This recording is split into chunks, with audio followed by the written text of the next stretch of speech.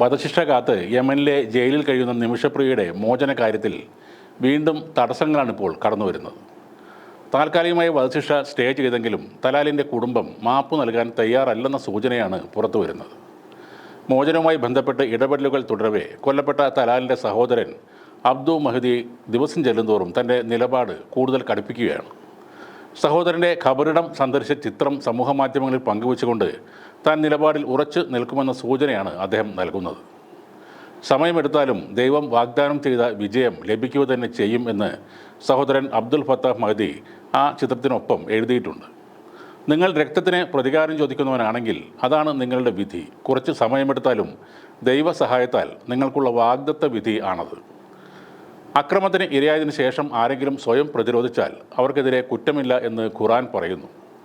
കാരുണ്യത്തിൻ്റെ മേഘങ്ങൾ നിങ്ങളുടെ ആത്മാക്കളെ പൊതിയട്ടെ എന്നാണ് തലാലിൻ്റെ സഹോദരൻ എഴുതിയിരിക്കുന്നത്.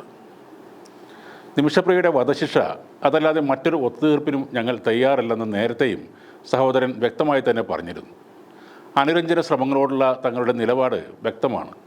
ദൈവത്തിൻ്റെ നീതി കേസിൽ നടപ്പാക്കണമെന്നാണ് ഞങ്ങൾക്ക് ആവശ്യപ്പെടാനുള്ളത്. അതല്ലാതെ മറ്റൊരു ആവശ്യവുമില്ലെന്നും തലാലിൻ്റെ സഹോദരൻ മാധ്യമങ്ങളോടും സമൂഹ മാധ്യമങ്ങളിലും പറഞ്ഞിരുന്നു. നിമിഷപ്രിയ കേസിൽ സാമുവൽ ജെറോമിൻ്റെ അവകാശവാദങ്ങൾ തള്ളിക്കൊണ്ടും മഹദി കഴിഞ്ഞ ദിവസം രംഗത്ത് വന്നിരുന്നു. സാമുവലിനെതിരെ മഹദി ഗുരുതരമായ ആരോപണങ്ങളാണ് ഉന്നയിച്ചിട്ടുള്ളത്. Save Nimishapriya international action council കാലങ്ങളായി സാമുവൽ ജെറോമിനെതിരെ ഉന്നയിക്കുന്ന സാമ്പത്തിക തട്ടിപ്പുൾപ്പെടെയുള്ള ഗുരുതരമായ ആരോപണങ്ങളെ ശരിവെക്കുന്നത് കൂടിയാണ് ഇപ്പോൾ അബ്ദുൽ ഫത്താഹ് മഹദിയുടെ ഈ പോസ്റ്റും.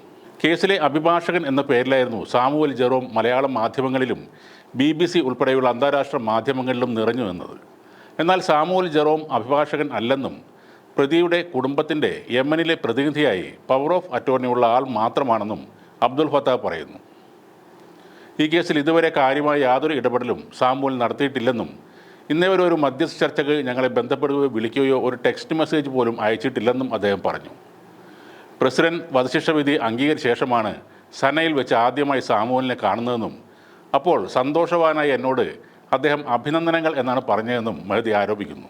മധ്യസ്ഥ ചർച്ചയ്ക്ക് എന്ന പേരിൽ അവസാനം കൈപ്പറ്റിയ $44,000 ഉൾപ്പെടെ അനേകം പണം സാമുവൽ കരസ്ഥമാക്കിയിട്ടുണ്ടെന്നും തൻ്റെ സഹോദരൻ്റെ രക്തത്തിൽ വ്യാപാരം നടത്തുകയാണെന്നും മഹദി കുറ്റപ്പെടുത്തുന്നുണ്ട്.